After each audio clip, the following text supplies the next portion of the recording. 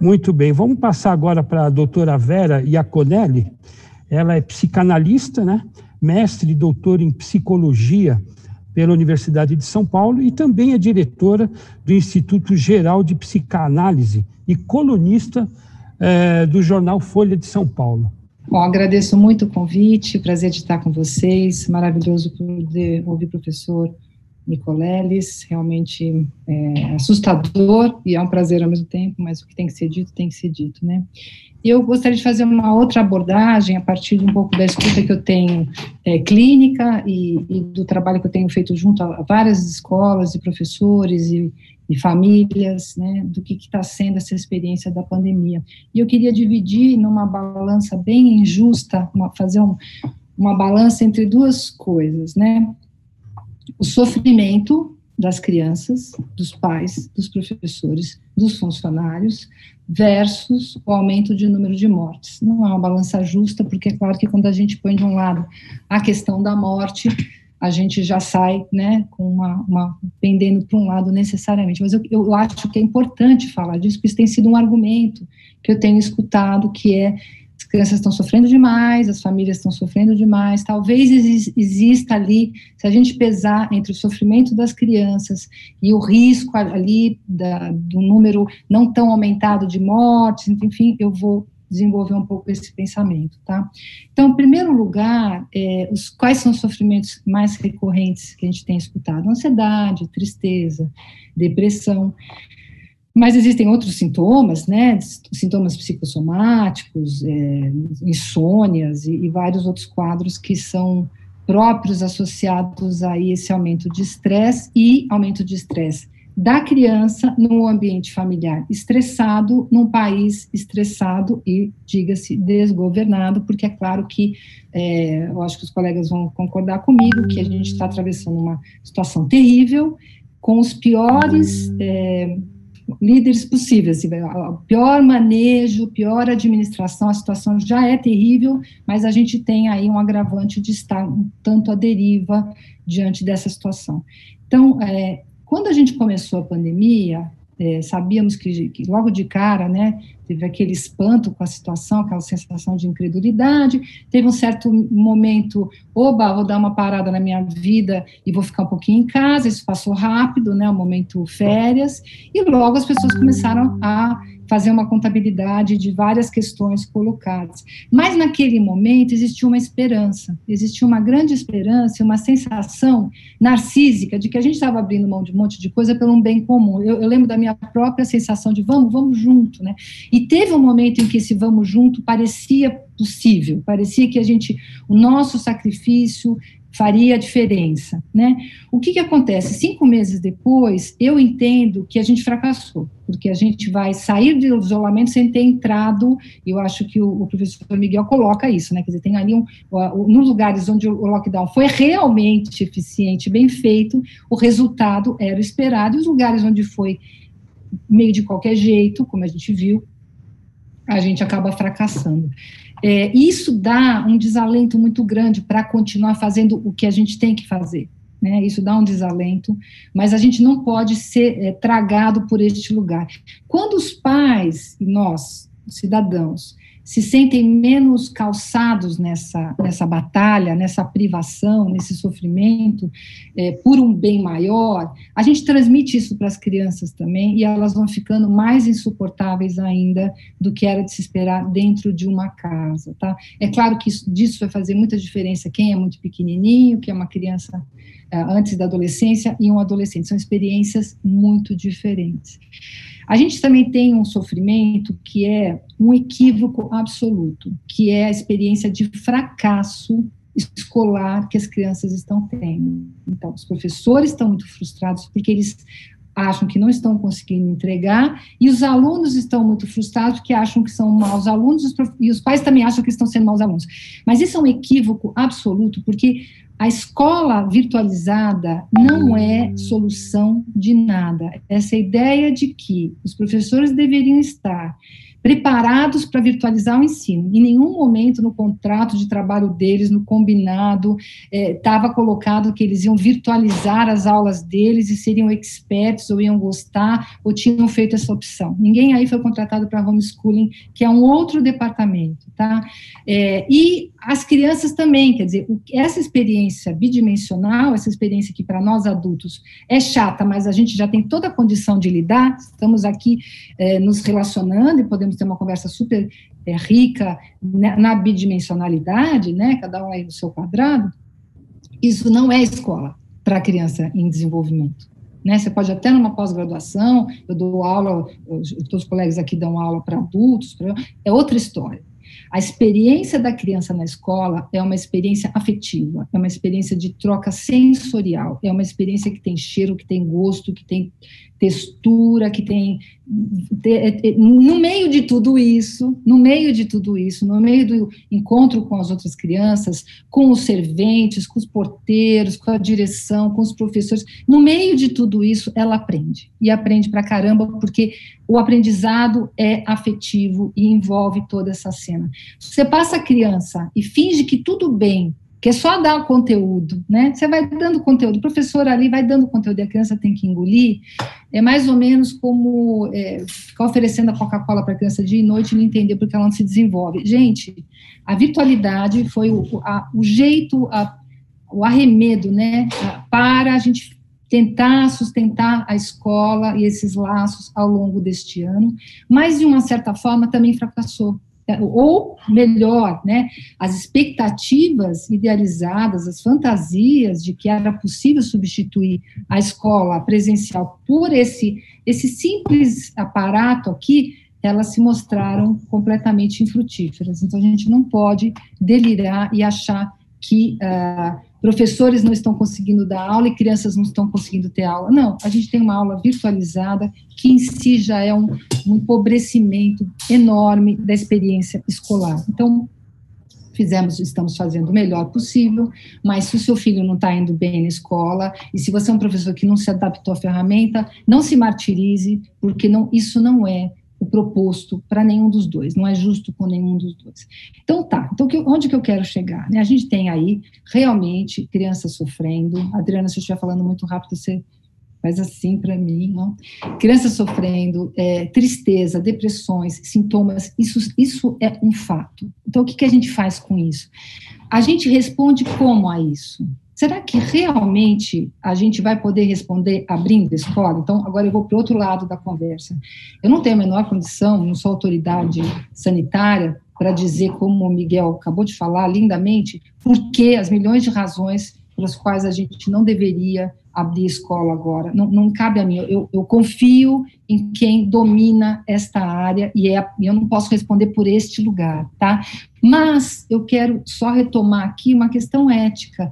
Este sofrimento das crianças, dos professores, que são pais também, e dos pais das crianças, vai ser respondido com a abertura da escola? Porque não são vasos comunicantes. Sim, nós temos um problema. As crianças estão sofrendo dentro de casa, os pais, os professores que também são pais, os funcionários estão sofrendo com o isolamento. Mas a questão a resposta é a abertura da escola? Ou será que a gente não deveria pensar em outras alternativas, né? Porque, então, o medo é perda do conteúdo? Não, eu concordo plenamente com o Miguel quando ele fala que esquece 2020 em termos de conteúdo escolar. Esquece, gente. O que a gente tem para aprender em 2020 é da ordem da ética, é da ordem da cidadania, é da ordem de pensar o bem comum, que ele exemplifica aí com nos tornarmos adultos, né, que eu concordo plenamente. Então, este sofrimento talvez tenha que ser respondido com outras formas de flexibilização que não impliquem todo mundo ir para a escola, e aí eu penso no funcionário que vai pegar uma condução, sei lá, porque vai pegar, né? Ele vai ficar pagando Uber para os funcionários da escola, e que depois vai voltar lá para a periferia e vai transmitir isso para quem não tem acesso a um plano de saúde melhor. Embora o nosso SUS seja maravilhoso e está salcateado, a gente sabe que ele não dá conta, por questões outras, né? Então, eu acho que a gente tem que começar a pensar, parar de achar que a resposta é a abertura da escola e começar a pensar em outras coisas. Por exemplo, não sei, eu vou jogar aqui, né, porque eu não acho que é uma resposta simples, mas será que a gente não pode fazer ali mini-circuitos nos quais as crianças que estão mais desorganizadas ou famílias que estão mais sofrendo de violências e outros distúrbios, nos quais alguns mini-grupinhos poderiam se encontrar, né, a gente sair de um isolamento mais restrito, mas para pequenos, né, então o vizinho de cima, que não tem nenhum caso, o vizinho de baixo, e aquela turminha ali, 2, 3 crianças brincarem, isso já está acontecendo, né, gente, estou falando hipotético, uma coisa que já está acontecendo. Esses mini-circuitos, eles têm risco de contaminação? Tem, mas é muito diferente do que você botar 500, 600 pessoas circulando ali na cidade, em direção ao centro de uma escola, por exemplo. Será que a gente não tem que começar a achar essas respostas em outro lugar? Porque respostas que levam ao aumento do número de mortes não parecem boas respostas, né? Parece a gente tentando achar uma solução num lugar onde ela não está, né? Eu não estou dizendo que a solução seria tratamento para todo mundo, não é isso, mas soluções coletivas interessantes e pensadas talvez caso a caso também, quer dizer, coletivas no sentido de que a gente faça mini grupos, mas também pensados em cada caso. Eu acho que a gente deveria partir para uma outra resposta que não seja a abertura da escola, que muitas vezes responde a interesses outros políticos, né, como foi bem descrito aí, que não tem nada a ver com a questão sanitária, mas eu entendo e sou solidária e empatizo com a demanda dos pais, sim, pelo retorno da escola, porque as crianças estão adoecendo. Só que eu estou querendo aqui levantar se esta é a resposta correta para esta demanda, e novamente a escola, que é um papel que a gente tem visto aí por outras razões, né, a escola sendo a responsável pelo mal-estar. A escola tem que responder pelo mal-estar da violência doméstica, a escola tem que responder pelos problemas de saúde psíquica, a escola tem que responder pela alimentação da criança que ela não tem, quer dizer, a escola novamente sendo a depositária das expectativas irreais e do ódio por não responder a essas expectativas, né? Quer dizer, na precarização de todo o serviço público brasileiro, a gente acaba, e de outras questões, né, da nova formação aí da sociedade, né, a escola acaba sendo sobrecarregada com tudo isso. Ouvindo os professores, eu realmente estou muito preocupada com essa classe de profissionais, né, na medida em que dizer não para uma sociedade inteira que está apontando para eles, vocês que não querem voltar, é mais uma forma de pressão em cima de tudo isso que eu tentei elencar aqui. Então, estou aqui vendo o meu tempo acabar, só queria trazer tentar mudar esse paradigma. A resposta para esse sofrimento é a abertura da escola, ou é só criar mais um novo sofrimento e depois ter que voltar para casa com mais mortes nas costas, né? Muito bem, Vera. Quero falar para você que eu sou professor da educação básica, né? E tudo que você falou se encaixa perfeitamente. Essa relação que existe entre as crianças e os jovens com todo o universo que a escola produz, né, existe, né, poderia criar realmente uma contaminação maior. E tem uma outra questão que eu só vou colocar para problematizar, se reabrir as escolas agora e depois, como aconteceu em Manaus, a gente tem, e fatalmente acontecerá, tem uma segunda onda, e ter que fechar as escolas novamente. Como é que fica a cabeça, né, a psicologia dessas crianças e desses jovens, né, que tiveram a expectativa de voltar a uma normalidade, e é uma normalidade que, na verdade, não se efetivou na prática, né? Então, é por isso que o Simples São Paulo, ele é contundente em dizer que não é hora, neste ano, de escola aberta, né? A gente recupera conteúdo, recupera processos cognitivos, recupera tudo que a educação oferece, mas a gente não recupera vidas. Então, é por isso que a nossa posição contundente é de não escolas abertas em 2020. Ô Vera, você sabe que a nossa categoria ela é multifacetada dos saberes, né? Porque nós temos professores e professoras das mais diversas áreas, né? Agora, uma preocupação premente ultimamente, né, está sendo sobre esse impacto psicológico, né, que você já expôs na vida das pessoas, não só dos alunos, né? Então, tem algumas perguntas aqui, se você me permitir, Vera.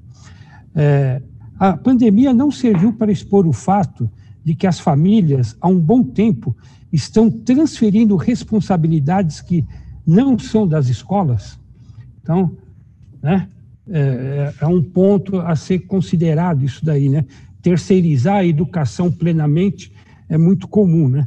Outra pergunta, Vera, como professores e professoras podem lidar com seus medos de se contaminar alunos e alunas, companheiros e companheiras de trabalhos, familiares, na volta para casa? Como que elas podem... A gente observa isso muito, se você me permite, nos profissionais de saúde, né? O medo deles contaminarem as pessoas que estão na sua moradia. E, finalmente, Vera, uma pergunta da professora Sônia, como fazer os donos de escola privadas priorizar o coletivo, o bem comum, e não apenas o interesse individual e particular de cada escola? Como que você vê essas três questões aí? Bom, eu vou tentar fazer uma fala rápida. Só um minutinho, Vera. Tinha mais uma aqui que, além do medo, tem a questão do luto também, porque muitas crianças voltarão para a escola com familiares tendo falecido. Me perdoe, Vera. Vai lá. Meu problema é a memória de lembrar, mas vamos lá. Primeiro que eu acho que não é de hoje que a escola está respondendo a mais do que deveria e não tem condição de dar conta de tudo que se passa dentro das famílias, e realmente tem uma terceirização de vários aspectos. Muitas famílias acreditam que a escola é que deve educar, e então deixa que na escola vai aprender a pedir licença, obrigado, né, por favor, e escovar o dente, tudo aquilo que a família deveria dar conta, a comunidade deveria dar conta, porque os pais também estão sobrecarregados, estão levando uma vida onde parece que a parentalidade não cabe mais, por essa ideia neoliberal de produtividade, né? Então, os pais se matam para dar uma vida para os filhos, mas não conseguem usufruir da vida com os filhos, né? Tem um equívoco aí nessa geração, inclusive, da ideia de qual seria a função dos pais, e no fim a escola fica sobrecarregada, e eu acho que a escola, o que eu tenho feito e trabalhado com os professores nessas reuniões, em vários eventos, é que a gente comece a dizer não para algumas coisas, porque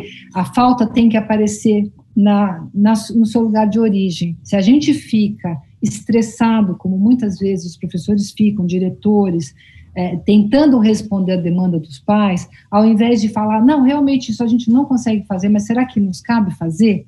Os professores tendem a buscar responder imediatamente, ao invés de perguntar se realmente cabe a eles aquilo, né? Então, por exemplo, um exemplo bem mais próximo, pensar, não, mas ele não está aprendendo nada com o virtual.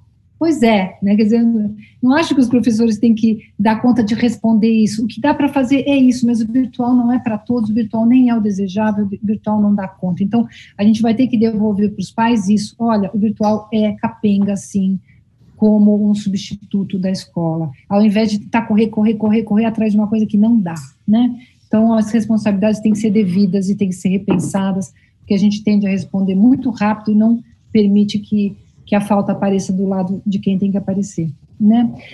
Com relação ao medo, o medo é muito bem-vindo, muito bom conselheiro, é para ficar com medo mesmo, né? Por isso que a gente está dizendo que voltar para a escola agora não é o caso, porque o medo tem fundamento, não é uma ansiedade difusa por uma coisa que a gente não sabe o que está acontecendo, é um fato realista. Então, diante de um medo real, a gente tem que buscar se defender, se proteger e fazer barreira a este acontecimento, que eu acho que é um pouco que a nossa conversa está tentando lidar aqui. Mas eu entendo que talvez nessa pergunta esteja embutida alguma coisa da ordem do estresse, né, do estresse que a gente está vivendo, dessa sobrecarga, e sim, a gente tem que exercitar algo que é da ordem do cuidado de si, que implica em poder falar disso, que implica poder pôr na conta, implica em poder fazer barreiras a demandas demais, inclusive as nossas, daquelas que não são execuíveis e que acabam fazendo com que a gente acabe espanando, né? Eu digo, o sujeito que não consegue dizer não, no fim, fala, olha, eu não vou poder fazer mais nada porque eu vou para o hospital. Ele cai doente, não precisa ser de Covid,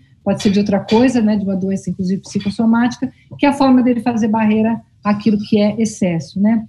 O luto é um dos mecanismos mais básicos do psiquismo, é aquele que permite que a gente não esteja hoje aqui chorando porque entregamos uma chupeta para o coelhinho da Páscoa, quer dizer, a gente já fez o luto, já chorou, já ficou 3 noites sem dormir, e estamos aqui pensando em outra coisa. Então, o luto é um mecanismo básico do psiquismo para poder se despedir das coisas e seguir em relação às novas coisas. Agora, o luto, ele implica em reconhecimento social, ele implica em ritualização, ele implica em tempo. Então, a gente vai ter que recriar formas de fazer o luto, essa ritualização, o tempo e o reconhecimento social na situação virtual. E eu vejo que tem pessoas, sim, que estão conseguindo ritualizar suas perdas, e é muito importante a gente poder falar delas e dar o devido valor, né? Eu acho que quando o Daniel fala que o Brasil é um país violento, que não consegue fazer os seus lutos e vai repetindo essas violências, isso também pode estar se repetindo quando a gente fala em 120 mil mortes,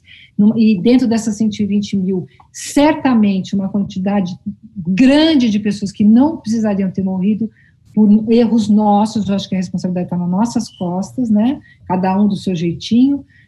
A gente está falando de um luto não reconhecido também aí, né? Então, acho que é um luto coletivo não reconhecido. E eu fiz um rabisco tão horrível aqui que eu não consigo entender qual era a quarta pergunta. É o medo das pessoas voltarem para casa e contaminar. Olha, então, ótimo, obrigada, Ailton. Eu estou trabalhando com os profissionais da saúde que tiveram que deixar os filhos com os avós num circuito fechado para poder trabalhar, e de frente ali com o Covid, e não podiam botar a criança, para a criança ficar com os avós, e acompanhei famílias que os pais médicos ficaram meses sem ver filho, assim, casos bem, mas ali é inteligível, porque eles são a linha de frente, esse é o trabalho que eles escolheram, com muito sofrimento, com muito estresse, mas necessário. Agora, não cabe ali o professor não está nesse lugar. O adoecimento das famílias tem que ser respondido de um outro lugar, não com a escola, novamente, que sempre tem que responder a tudo que se passa no âmbito familiar cada vez mais, né, e social cada vez mais. Então, a gente tem que pensar o seguinte, a culpa e o sofrimento por ter transmitido o vírus, ele só é justificável se você perceber que você deliberadamente, né, sabendo de todos os perigos, alerta, abriu mão de tomar cuidado disso e foi em frente transmitindo o vírus. Mas se a gente fizer tudo o que é possível, humanamente possível, a gente pode até se responsabilizar por isso, mas não tem como se culpar, porque se culpar aí significa entrar meio numa fantasia onipotente de que eu poderia controlar tudo o que acontece só a partir do meu desejo. Infelizmente, nós somos vítimas e transmissores desse vírus, então nos cabe mesmo nos isolar e da melhor maneira possível e arcar com as consequências de ter se isolado ou não ter se isolado. Muito bem. Bom, queria super agradecer o convite, realmente instigante, uma honra estar com vocês, conhecer pessoalmente o Miguel, o Daniel e o Ailton, essa possibilidade que você criou aqui para nós, né? E a Adriana aqui trabalhando sem parar. E, bom, só gostaria de fazer uma proposta, né? Uma vez que voltar para a escola não é uma alternativa sustentável nesse momento, vamos começar a pensar como é que nós vamos cuidar da saúde mental da gente, pondo essa alternativa de lado e começar a pensar em novas coisas. Vamos pensar para fora da caixinha ou para fora da escolinha, sabe assim? Começar a propor outras saídas para esse adoecimento, para esse sofrimento, que levem em consideração que voltar para a escola hoje não é uma opção. Para a gente parar de insistir, dando com a cabeça na parede, começar a pensar outras formas, né?